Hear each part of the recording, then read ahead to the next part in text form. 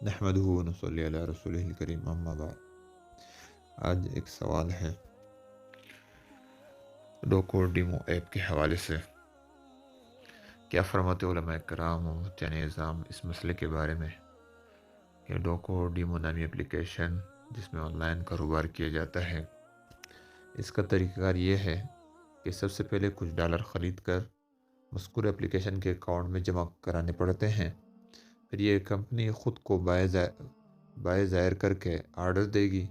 جب کسی آرڈر پر کلک کریں گے تو وہ گویا آپ نے خرید لی۔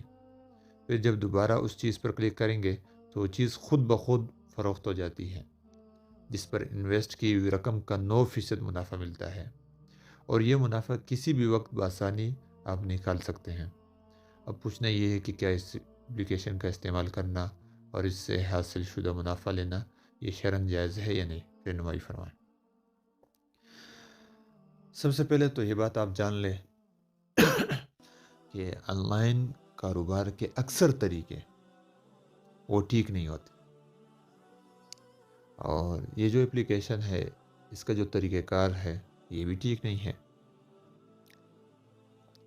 اس لیے کہ یہاں پر اپلیکیشن استعمال کرنے والا وہ روپیہ دے دیتا ہے، کمپنی اس رقم کو ڈالر سے تبدیل کرتی ہے اور ظاہر کر دیتی ہے کہ آپ کی اتنی رقم ڈالرز کی صورت میں ہمارے ہاں جمع ہے، اور آپ کو جمع کی ہوئی رقم کے تناسب سے اتنی فیصد رقم، مثلا 9% یا 10% یا پھر 8% رقم ملتی رہے گی، اور کمپنی خود کو مشتری ظاہر کرتی ہے اور آپ کو بائع ظاہر کرتی ہے۔ بائع مانے جو چیز بیچنے والا ہوتا ہے، حالانکہ یہ خرید و فروخت کا کوئی جائز طریقہ نہیں ہے۔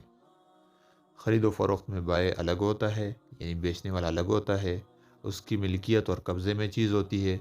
پھر لینے دینے میں خریدار اور بائع دونوں مکمل طور پر شرعاً آزاد ہوتے ہیں۔ چنانچہ فروخت ہونے والی اشیاء کے دام لگتے ہیں، بائع زیادہ کا مطالبہ کرتا ہے، خریدار کم پیسہ لگاتا ہے، پھر کسی خاص رقم پر دونوں کا اتفاق ہو جاتا ہے۔ خریدار پیسہ ادا کرتا ہے اور بائع وہ چیز حوالے کر دیتا ہے، اس کے قبضے میں دیتا ہے، جبکہ یہاں تو کوئی چیز ہے ہی نہیں، صرف تصویر کی حد تک کمپنی دکھاتی ہے۔ بالفرض اگر کوئی چیز فروخت کے لیے ہے تو وہ کمپنی کی ملکیت ہے، اس کے قبضے میں ہے، پھر کمپنی خریدار کیسی؟ اس کے علاوہ منافع کی شرح محفوظ سرمایہ کے تناسب سے پہلے سے طے شدہ ہوتا ہے۔ جو زیادہ سرمایہ لگاتا ہے اس کو منافع بھی زیادہ ملتا ہے، اور جو کم سرمایہ لگاتا ہے اس کو منافع بھی کم ملتا ہے۔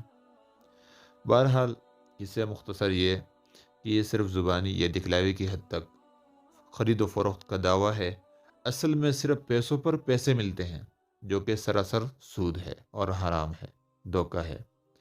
مسلمانوں سے گزارش ہے اور ان کے اوپر لازم ہے یہ بات کہ وہ اس اپلیکیشن میں اگر کوئی رقم انہوں نے انویسٹ کی ہے تو اپنی رقم نکال لیں۔